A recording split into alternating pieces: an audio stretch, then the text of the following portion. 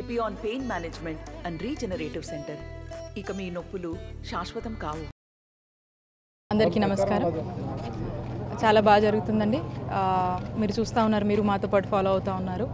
ముఖ్యమంత్రి గారు అమలు చేసినటువంటి సంక్షేమానికి ఏ విధంగా రెస్పాన్స్ ఉందో, అలాగే ఈ డివిజన్లో చేసినటువంటి అభివృద్ధికి సంబంధించి కూడా మరి ఏ విధమైనటువంటి అభివృద్ధి జరిగిందనే దాని మీద కూడా స్పష్టత మీకు స్పష్టంగా అర్థమవుతుందని నేను భావిస్తూ ఉన్నాను. మరి గతంలో ఎన్నడూ జరగనటువంటి అభివృద్ధి జగనన్న ప్రభుత్వంలో 5 సంవత్సరాల కాలంలో సుమారు 500 కోట్ల అభివృద్ధి అనేది గుంటూరు వెస్ట్లో చేసుకోవడం జరిగింది. రకరకాల పనులు, రోడ్లు అవ్వచ్చు, డ్రైన్లు అవ్వచ్చు, రిక్రియేషన్కి సంబంధించినటువంటి పార్క్స్ అవ్వచ్చు, కావాల్సినటువంటి ఎమ్యూనిటీస్కి సంబంధించి కావచ్చు, ఇక్కడ కావాల్సినటువంటి నీడ్స్ ఏమైతే ఉన్నాయో అవన్నీ కూడా చేయడం జరిగింది. ఇంకా కూడా ముందు కూడా వీటిని కంటిన్యూ చేసి ఇంకా కూడా కావాల్సినటువంటి అభివృద్ధి మీద కూడా ఫోకస్ చేస్తాము. మనము పెద్ద ఎత్తున చూసినట్టయితే మీరు మాతో పాటు చూస్తూ ఉన్నారు. ఇందాక ఒక అవ్వ ఏ విధంగా పెన్షన్ గురించి తన బాధని చెప్పుకుంటా ఉందనే దానికి. ఎందుకంటే ఇప్పుడు క్యాంపెయిన్లో ఐ థింక్ మీరు కూడా నాతో ఉన్నట్టున్నారు. సో ర్యాండమ్గా అందరినీ కలుస్తూ ఆవిడని కలిసినప్పుడు జగనన్న పెన్షన్ ఇంటికే పంపించాడమ్మా, మరి ఇప్పుడు పెన్షన్ రాలేదని చాలా దిగులుగా ఉంది, నాకు చాలా ఇబ్బందిగా ఉందని చెప్తా ఉన్నారు.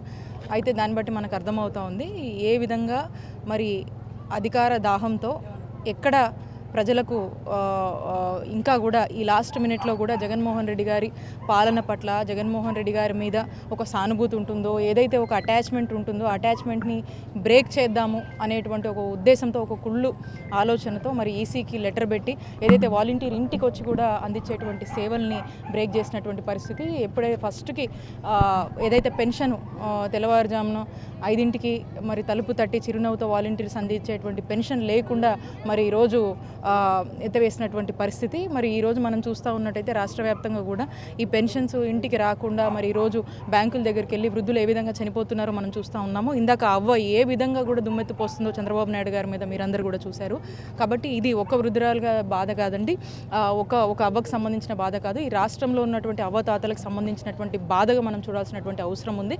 ఖచ్చితంగా ఇది ఏమాత్రం కూడా హర్షించేటువంటి విషయం కాదు. ఎందుకంటే చంద్రబాబు నాయుడు గారు మరొకసారి ఏ విధంగా తన బుద్ధిని చూపించుకున్నారో చూడొచ్చు.